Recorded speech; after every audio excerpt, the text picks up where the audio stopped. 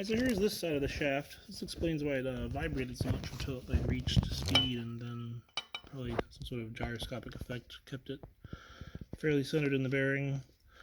The old bearing, this one isn't it, had the thread holes for the screws drilled out. I guess they were going to replace it and just never got around to it.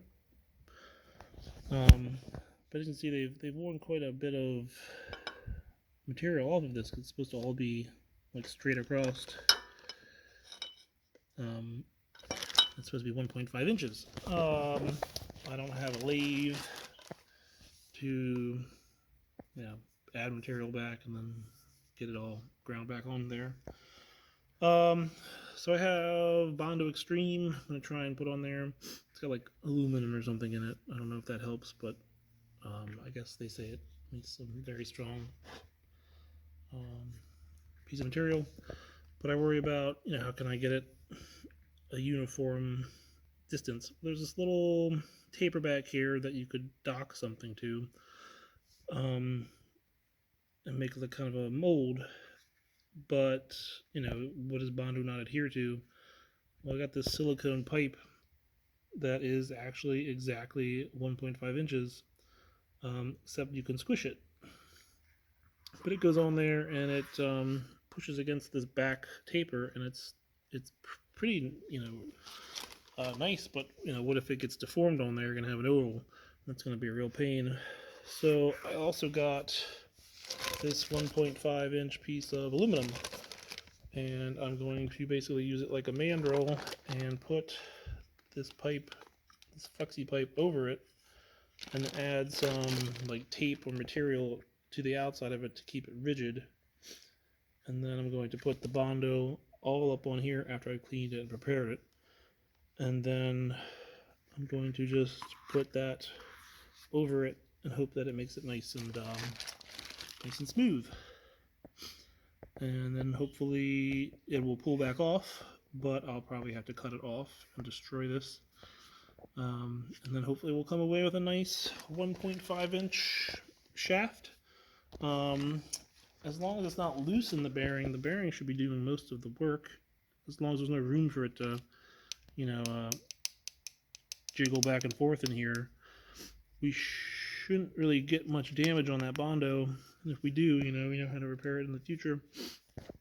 Because I doubt I could find the main shaft, and it's probably expensive to get that repaired. And then also the fact that, that other bearing's locked on there really good. We're going to have a hard time. So this is sort of like a temporary fix, really. But hopefully it will work for now. Hopefully it will work at all. I mean, we don't know if it's going to work yet, right?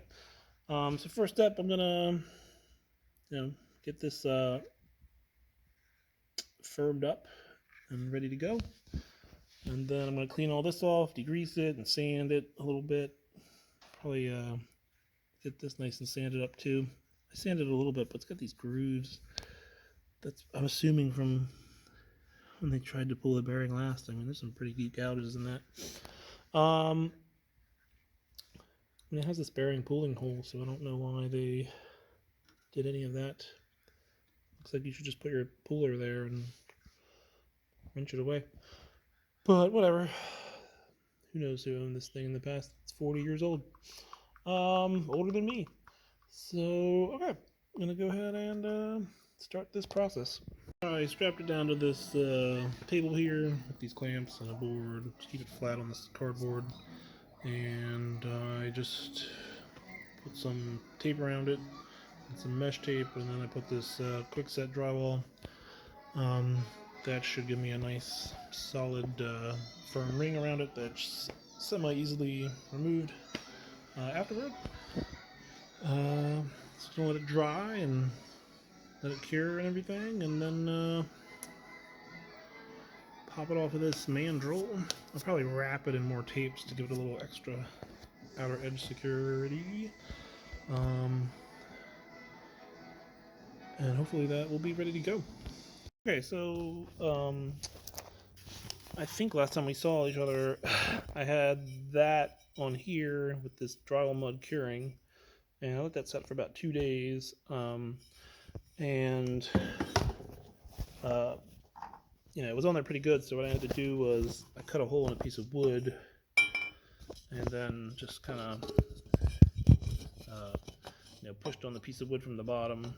Just like, didn't take a lot, just like squeezing with my hand upward, just like making a fist, pushed it up, like that, just over and over again. A couple dozen times worked, and then I forgot to tape this up, but I usually put tape on my knife. This is a cheap knife, but then I just spread the stuff around and follow the directions on the can. It's a Bondo Extreme with like aluminum in there. I don't know if that does anything. Maybe it's like rocks and concrete. It actually does do something, but I don't know.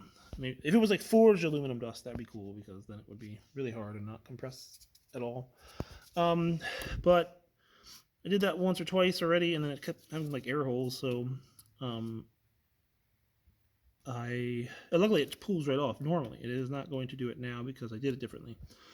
What I did this time was, because it wasn't, you know, adhering for some reason. You'd think if you had the glue there, I mean the stuff all over the shaft, and it just went on smooth, it would not make air pockets, but it kept doing it.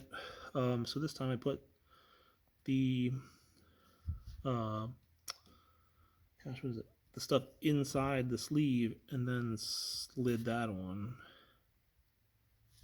with a concrete vibrator, kind of vibrating on the mold. And it's on there really good now, so I think it's probably on there the way we want.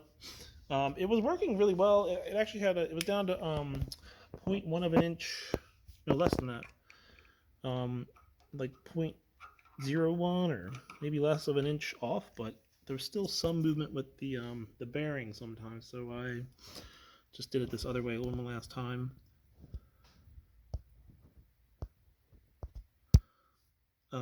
And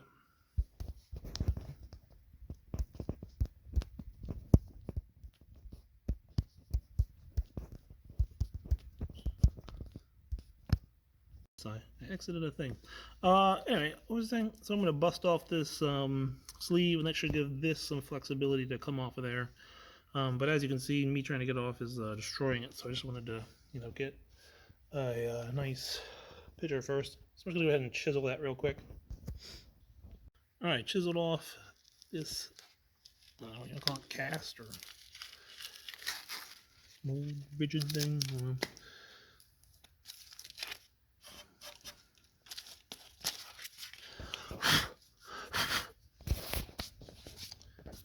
Good old drywall dust, right? Actually, I kind of want to wash that off of there.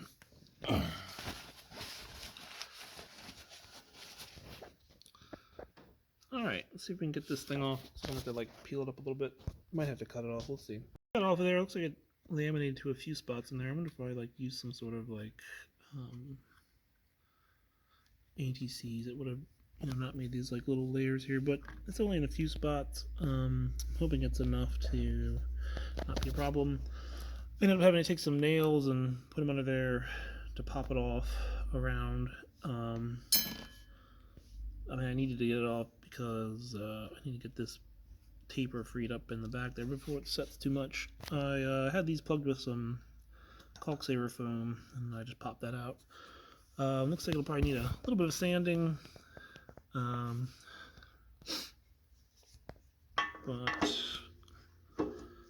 the bearing doesn't want to go on there right now. So yeah, I'll go ahead and, you know, once it's all dried up, sand it down, and I think we're gonna be good. I mean, it's really straight now.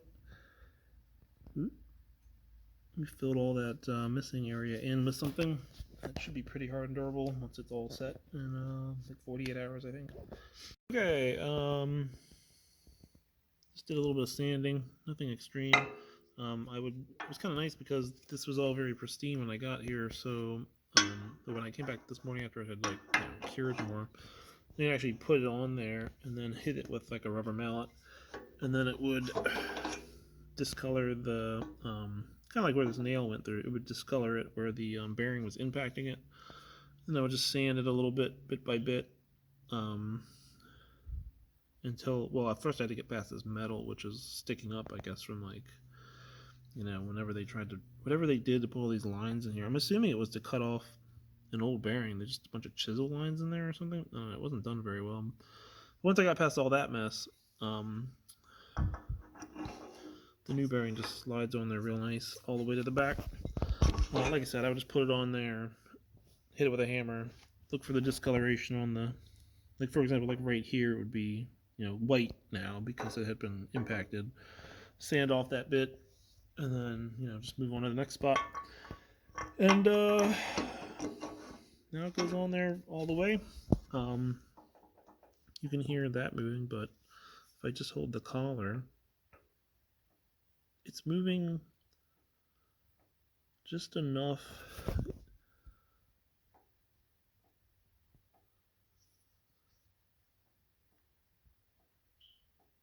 So in this direction, it's definitely moving. You can hear it, but I can't really see it. Looks like maybe on camera I could see it a little bit, but it's not a lot of movement. Oh, I got stuck.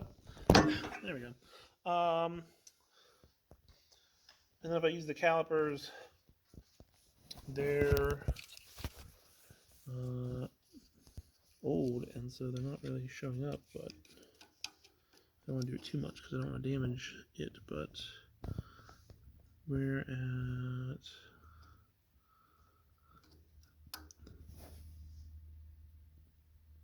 who knows, 14.9. I've seen a few spots where it's, you know, it ranges from like 14.9 to 1 inch exactly. Man, my calipers are really bad. There we go. That's a good way. 14.96. So it's pretty good. You know, like I said, I don't want that bearing knocking. Looks like it's only in one direction. Hopefully the set pin will do it. And I saw something where you can like figure out the direction it's moving and actually put like Sharpie on there, and that'll give it enough to actually not move anymore. Or you can actually like inset it or something like that with that. Not sure I'm going to do that, but first I want to seal this because, you know, the Bondo is susceptible to oil, and we're going to put in like trees and turpentine and stuff. We'll probably get on here and soak through it. So I'm going to clean this off and then put some like really water, quote unquote, down urethane on here to let it soak in, and then I'll sand that back off, and then we'll be ready to go. All right, blades back in. I put a heat lamp on this and got it nice and cured, and made sure it checked out that it fit first, and then put the bearing on. This had cooled off a little bit. This had sat in the heat lamp for a little second more.